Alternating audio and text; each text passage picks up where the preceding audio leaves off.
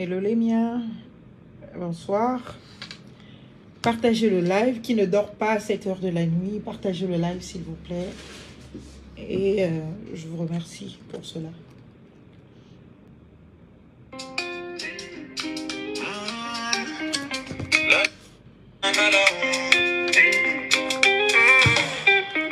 Mythique, terre d'excellence où un jour tu naquis.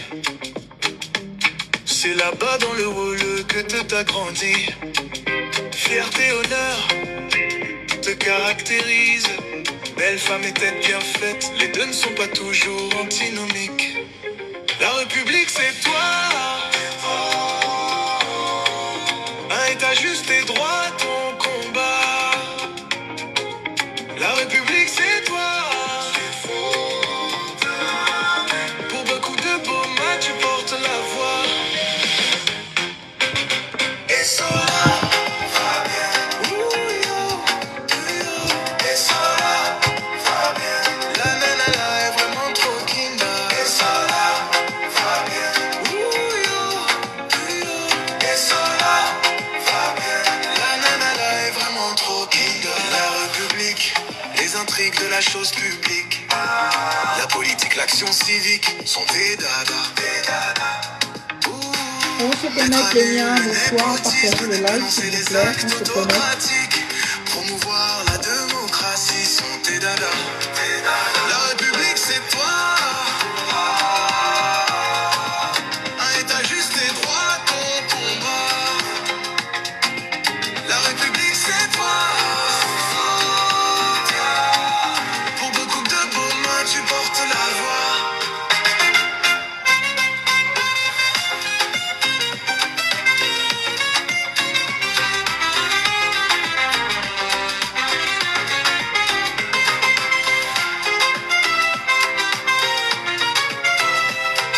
Connectez-vous les miens, partagez le live s'il vous plaît. Demain quand cela se fera, quand Billy pilotera le pays, mettre le Gabona en première ligne, on sera la première des priorités. Et ça va bien. Et ça va bien. La nana est vraiment trop kinda. Et ça va bien. Et ça va bien. La nana est vraiment trop kinda. Et ça va bien. Et ça va bien. La nana est vraiment trop kinda. Et ça va bien. Et ça va bien. La nana est vraiment trop kinda. La République c'est toi. Et ça un état juste et droit, ton combat. La République c'est toi. Pour beaucoup de beaux mains tu portes la voix.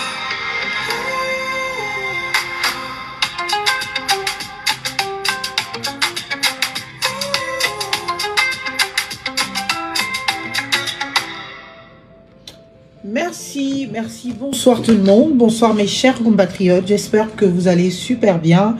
Comme vous le savez, c'est toujours un plaisir de vous retrouver, c'est toujours un plaisir de venir vous parler de notre Gabon, de notre République, de vous partager naturellement quelques aspects qui font débat. Je sais que depuis quelques jours, mes expressions ont donné lieu à beaucoup de réactions, beaucoup d'interprétations.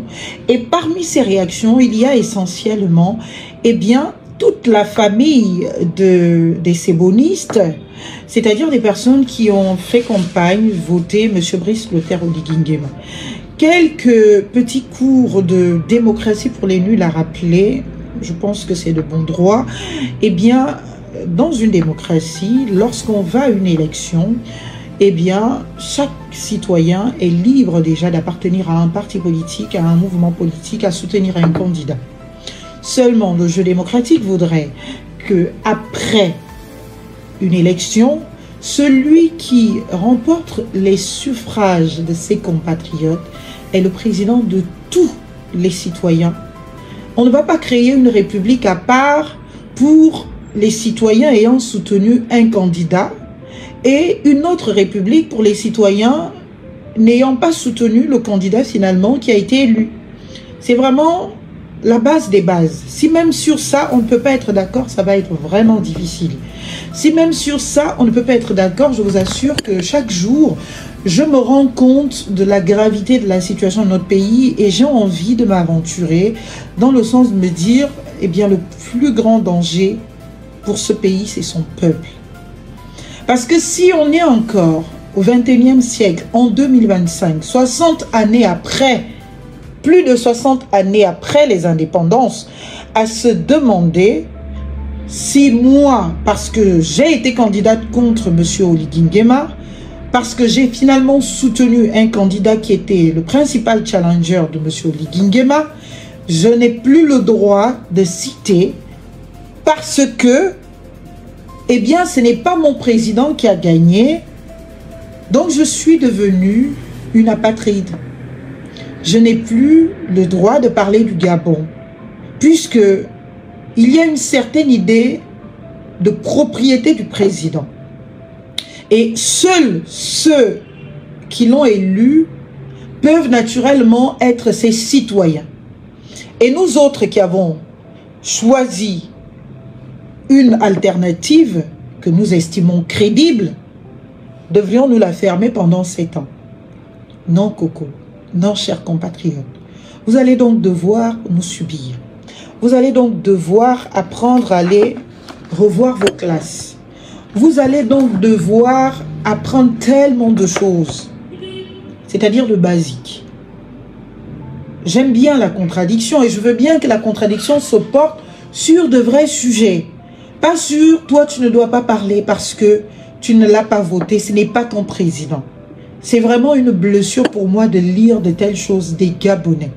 Et souvent quand on clique sur les profils, on se rend compte que ce sont des adultes et parfois des jeunes. Et notre jeunesse, malheureusement, aujourd'hui est vraiment en difficulté. Et je pense que sa prise en charge, dans le sens d'une éducation massive, doit être une grande cause nationale. Et c'est pour cela qu'aujourd'hui, je ne m'attarde plus. Je ne peux pas. Parce que je suis convaincue que pour sauver le peuple gabonais, il va falloir se battre contre ce peuple gabonais pour son propre intérêt. C'est-à-dire que pour délivrer le peuple gabonais, on est obligé de nous battre contre ce même peuple-là pour ne serait-ce que lui ouvrir les yeux. Et ça, c'est grave. Et je trouve que c'est absolument lourd de combat de s'y aventurer. Mais si nous voulons espérer un jour que les choses changent dans ce pays, parce que ce sont les citoyens qui changent les choses, ce sont les citoyens qui changent les pays, qui renversent des gouvernements, il faut vraiment qu'il y ait du temps, de l'argent à investir dans le peuple gabonais, dans son éducation, si ce n'est sa rééducation, pour qu'il change ses imaginaires, pour qu'il change son ignorance de son statut de citoyen, pour qu'il soit en phase avec la citoyenneté. Donc c'est très important. C'est très important.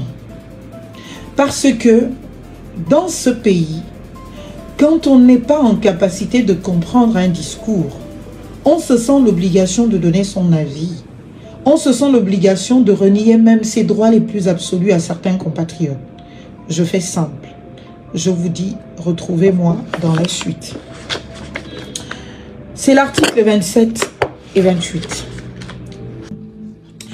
Alors, chers compatriotes, je vais donc apprendre pour ceux des 94% qui ont voté oui au référendum. Pour ceux des 94% qui ont voté oui au référendum, qu'il y a des articles dans ce texte-là, article 27, alinéa 1 et 2, article 28, dans son seul alinéa, qui dispose, je cite, « Chaque citoyen, je n'ai pas dit sujet, je n'ai pas dit larbin, je n'ai pas dit kunabéliste, je parle de citoyen. Je n'ai pas dit non plus esclave, j'ai dit citoyen. Donc maintenant, si vous ne vous reconnaissez pas citoyen, grand bien vous fasse. Mais ceux qui se revendiquent citoyens, s'il vous plaît de grâce, donnez-leur l'opportunité de se déployer dans leur citoyenneté. Il est donc écrit ici, article 27, chaque citoyen a le devoir de défendre la patrie. Il se doit de respecter et de défendre le patrimoine national et les biens publics. Il a l'obligation, tenez-vous bien, de protéger et de respecter la Constitution, les lois et les règlements de la République. C'est une obligation, ça fait partie du chapitre 2 des devoirs. Depuis que j'ai écrit mon livre « La République, c'est moi », il y est clairement précisé, chers compatriotes, excusez-moi, je vais mettre le téléphone ici. Il y est clairement précisé ceci. Eh bien, dans une république,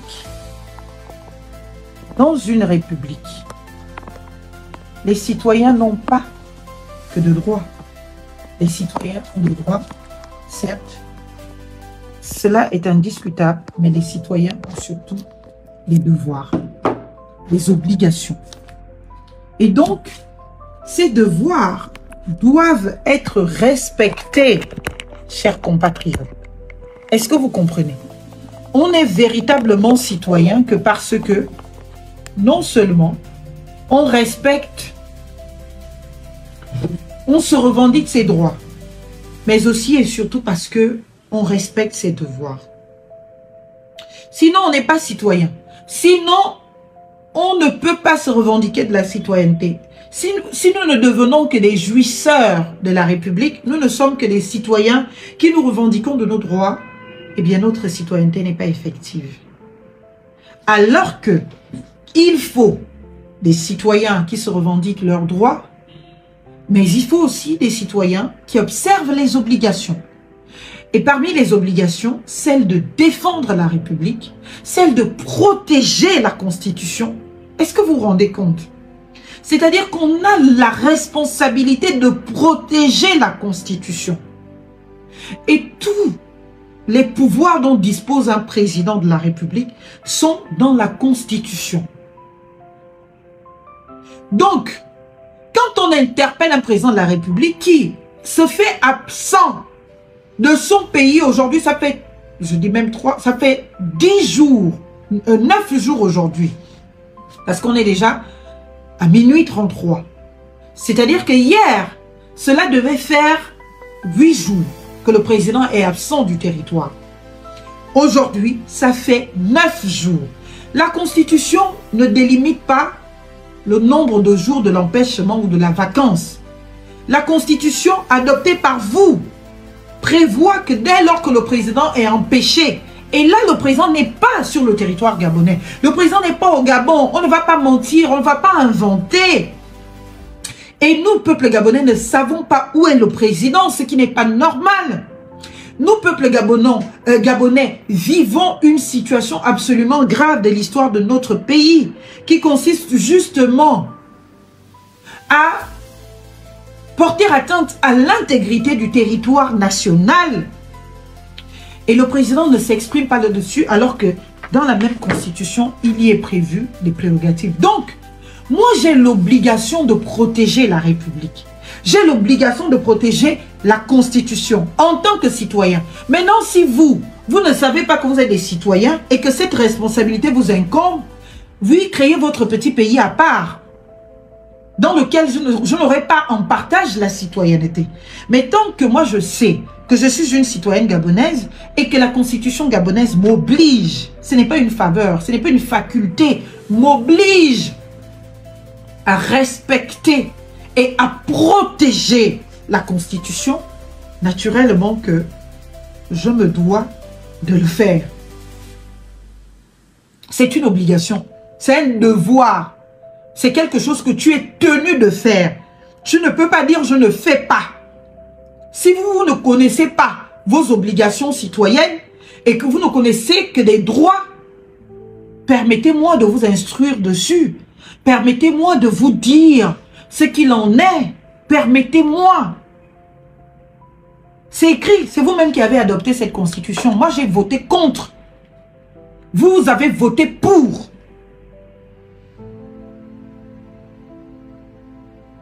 Est-ce que vous comprenez? Vous avez voté pour. Et vous étiez heureux d'avoir adopté. Ne me faites pas croire que vous avez voté un texte que vous n'avez pas lu, dont vous ne connaissiez de l'étendue, dont vous ne connaissiez des dispositions. Non, chers compatriotes, vous n'allez pas le dire au monde entier que vous avez adopté une constitution que vous ne connaissez pas. Quand je dis que le vice-président du gouvernement n'a aucun pouvoir, il n'a aucun pouvoir. Il assiste le président dans la coordination de l'action du gouvernement.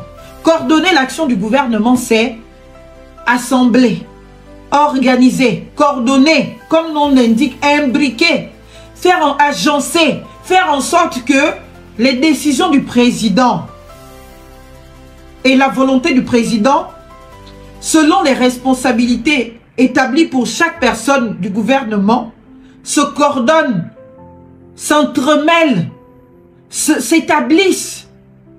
Il joue le rôle, si vous voulez, d'un surveillant ou d'un appariteur.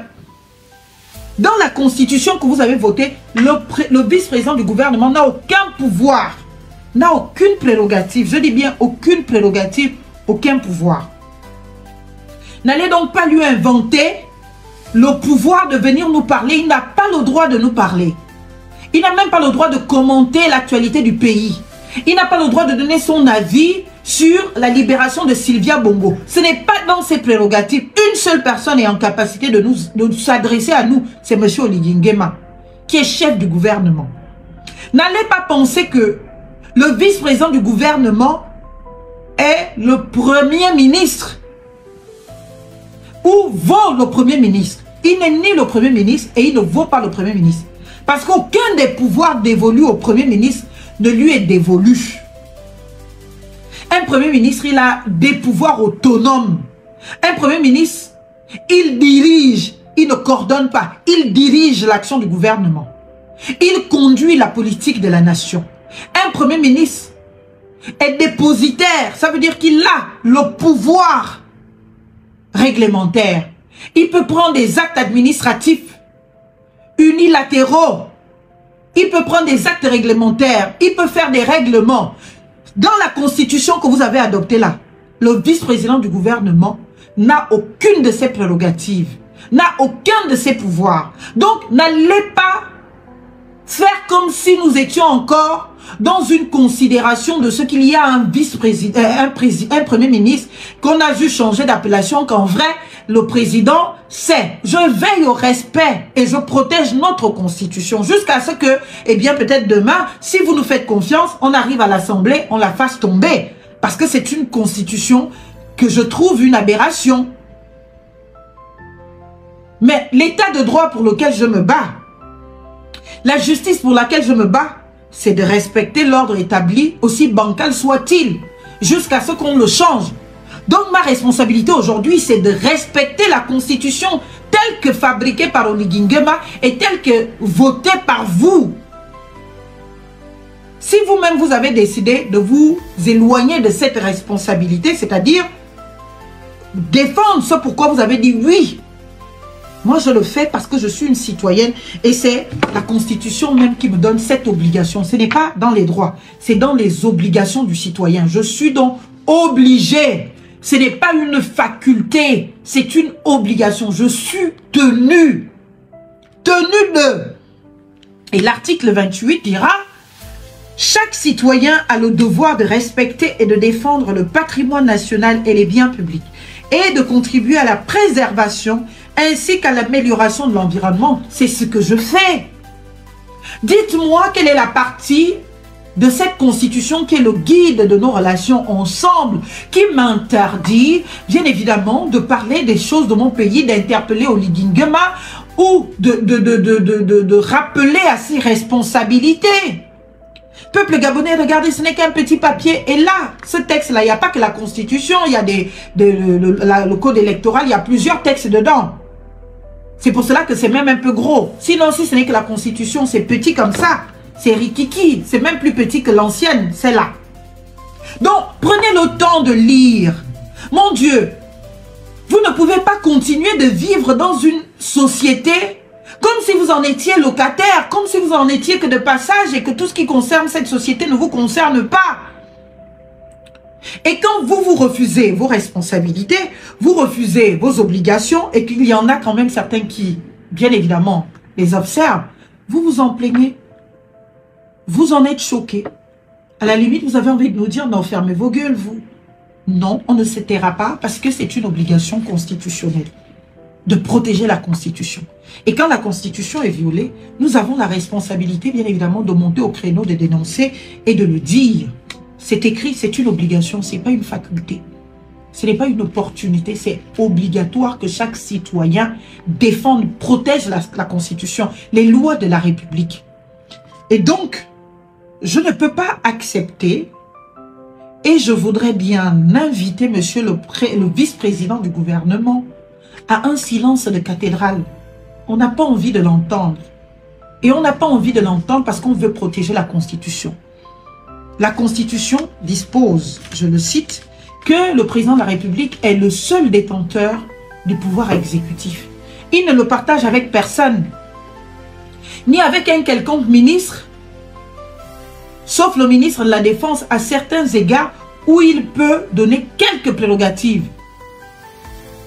En ce qui concerne le vice-président du gouvernement, il n'a aucun pouvoir, ni de vous parler, ni de s'adresser à nous, ni de remplacer le président de la République. Aucun pouvoir. Il ne peut pas. C'est constitutionnel.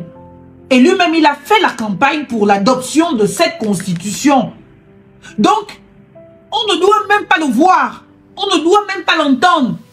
Puisqu'il coordonne l'action du gouvernement. Donc, c'est à l'intérieur de ce gouvernement qu'il doit coordonner, agencer les choses. Parce qu'il est un membre comme tous les autres, eh bien, comme tous les autres ministres de ce gouvernement. Il n'a pas le pouvoir de nommer les ministres, par exemple. Tiné, mon chargeur, s'il te plaît. Il n'a pas le pouvoir de nommer aux emplois civils et militaires. Il n'a aucun pouvoir, je vous dis, conformément à la Constitution. Et pour vous en convaincre, on va vous lire la disposition. On va vous lire l'article. Ce n'est pas moi qui le dis, c'est la Constitution.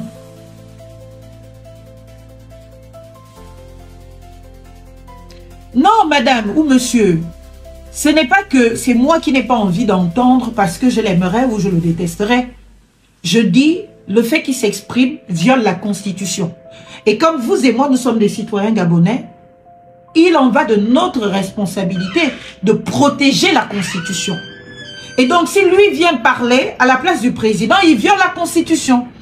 Si lui vient parler en souvenir de ce que pouvait être le pouvoir et les prérogatives de l'ancien Premier ministre, il viole la Constitution. Et moi, je n'accepte pas qu'il viole la Constitution parce que l'article 27 me donne l'autorité de protéger la Constitution. Et je ne dois donc pas accepter. Je ne dois donc pas. Il n'a pas le droit de parler au nom du chef de l'État. Je vous le dis. Prenez la peine d'aller lire. Prenez la Constitution. Lisez-la. C'est vous qui l'avez votée. Vous avez voté une Constitution que vous n'avez pas lue. Vous avez voté une Constitution que vous n'avez pas lue. Mais c'est quand même très grave, chers compatriotes. C'est très grave. Ne dors pas, je fais vite, pardon. C'est très grave. Vous avez voté une Constitution que vous n'avez pas lue. Comment pouvons-nous l'accepter? Que nous avons des citoyens qui sont allés aux urnes, qui ont voté une Constitution, et bien qu'ils n'ont même pas lu. Qu'ils n'ont pas pris la peine de lire. C'est inacceptable. Et je comprends vos réflexions, je comprends vos expressions, parce que vous qui avez fait campagne pour cette Constitution, vous êtes normalement censés être les premières personnes à maîtriser chaque recoin, bien évidemment, de cette constitution. Et je vais vous faire lecture de cette disposition. Si vous voulez, on fera la comparaison avec les prérogatives de l'ancien Premier ministre. Non, vous ne l'avez pas lu. Parce que si vous lisez, vous ne pouvez pas interpréter autrement. Vous ne pouvez pas interpréter ce qui n'existe pas.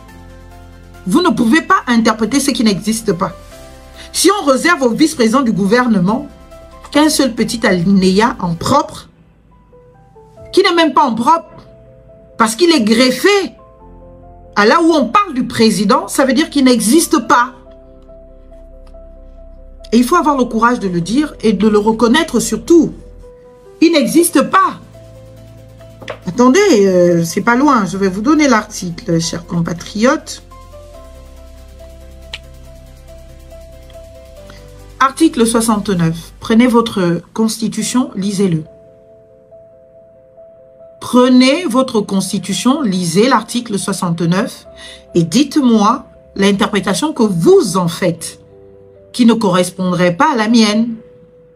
L'article 69 dispose, je cite, « Le président de la République est le chef du gouvernement. » Le président de la République est le chef du gouvernement. Le président de la République est le chef du gouvernement. Il est assisté, ça c'est le chapitre 2 du gouvernement. Il est assisté d'un vice-président du gouvernement qui assure, dans des limites, la coordination de l'action gouvernementale. Point. Coordination de l'action gouvernementale. Après, on ne parle plus du vice-président. Après là, on ne va évoquer le vice-président presque nulle part. Et là, vous voyez que là, on l'a même évoqué. C'est-à-dire que dans le chapitre sur du gouvernement, dans l'ancienne constitution, quand vous prenez le chapitre sur du gouvernement, on vous explique c'est quoi le gouvernement, les prérogatives du gouvernement, le Premier ministre, son rôle, son pouvoir. Il a le pouvoir de nommer aux emplois civils et militaires, comme ce fut le cas. Il a le pouvoir de suppléer le président de la République, donc de remplacer le président de la République. C'était écrit dans la Constitution. Il a le pouvoir de conduire la politique de la nation. C'était ça, l'ancienne Constitution. Mais aujourd'hui, ce n'est plus le cas. Mais vous voulez continuer à vous comporter comme si, au vice-président du gouvernement, il était dévolu les prérogatives de Premier ministre. Non. La Constitution ne le prévoit pas. C'est une coquille vide. Il est là au garde à vous du président sur les instructions du président. Si le président lui dit, bon, je voudrais que le gouvernement fasse ci, ça, ça, lui n'est même pas là pour intervenir dans ce qui doit être fait. Il doit juste coordonner, surveiller, comme un surveillant qui surveille que les enfants arrivent à l'heure à l'école, qui surveille que les enfants sont bien habillés, ont les coiffures qu'il faut, et bien que voilà, tout le monde rentre en classe. C'est ce que fait, conformément à la nouvelle Constitution. Bien évidemment. En quoi le fait de communiquer est détenir un pouvoir? C'est pour cela que je vous dis, encore une fois, notre problème au Gabon, c'est que nous sommes paresseux, intellectuellement. Je suis en train de vous rappeler, vous êtes allé voter une constitution, vous ne l'avez pas lue. Vous ne l'avez pas lue, monsieur. Parce que si vous aviez lu cette constitution, vous vous serez rendu compte que même pour s'adresser au peuple, c'est écrit dans la constitution. On dit qui doit le faire, qui ne doit pas le faire. Et selon des sujets, on sait quelle autorité est en capacité de l'ouvrir, quelle autorité n'est pas en capacité de l'ouvrir. Moi, aujourd'hui, je parle parce que je ne suis pas dans ce gouvernement. Donc, j'ai la liberté absolue de parler de tous les sujets en tant que citoyenne.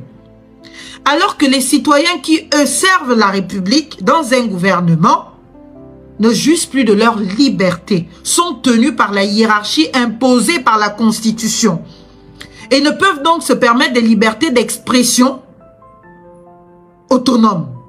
C'est aussi simple que ça. Et il vous aurait fallu, alors là, prendre votre temps, lire votre Constitution que vous avez adoptée, que vous avez votée, avant même d'aller mettre dans l'urne. Parce que là, vous nous démontrez que vous n'avez pas lu cette constitution. Que vous êtes allé dire oui pour dire oui. Et ça, c'est pas responsable. Et c'est tout ça qui condamne, bien évidemment, tout un pays. Et ce sont des comportements comme cela qui vont faire que demain, vous allez être les premiers au devant de la scène pour faire à Brice Clotaire Oligingema ce que vous avez fait à Ali Bongo. Et là, vous allez dire, oui, on lui parlait, oui, il a fait ci, alors que c'est vous qui devriez prendre vos responsabilités, qui avez refusé de les prendre. Même lire un pauvre petit texte comme ça vous dépasse. On ne peut pas s'en sortir. Le peuple gabonais est le propre danger pour le Gabon. C'est-à-dire que nous sommes le danger du Gabon, nous, peuple gabonais.